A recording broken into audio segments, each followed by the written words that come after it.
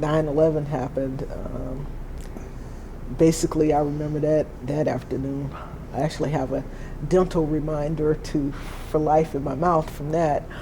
So 9/11, that afternoon I had a dental appointment scheduled, and I'm sitting in the dental office waiting to be seen, and they have the little TV up, and it's running stuff. And I remember, the newscaster saying something about, oh, we think a small plane has hit, one of the towers of the World Trade Center.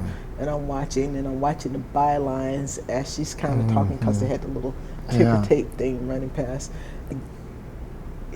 Something comes across that it says, we have a report of a plane out of Boston Logan that may have been hijacked.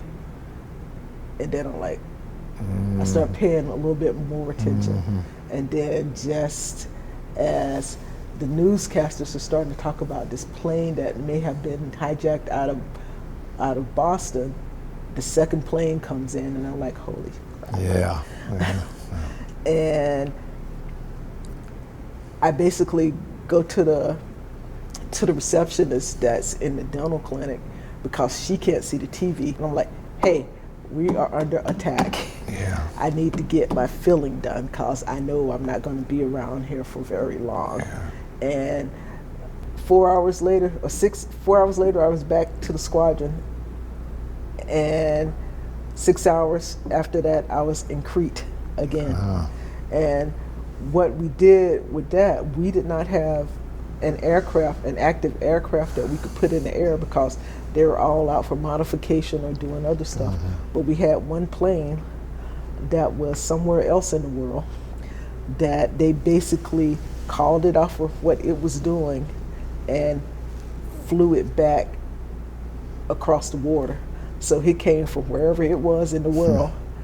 There were air crews flying from Jacksonville and Washington State to meet it, and it was just basically gas and go. Whoever gets to it first is the crew that's flying it. And that's what they did. And within 24 hours, we had that plane in Crete. And we started running operations to try to find who was going on. Wow. One of the things about the P3,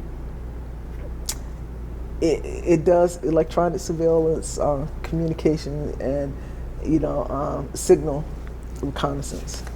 So we had linguists on, Arabic linguists, worked with a lot of those, worked with a lot of Hebrew linguists. Yeah. So we had those guys on. We had crews basically meeting us, but we got it together, and that's kind of where we started picking up information and doing stuff. Yeah.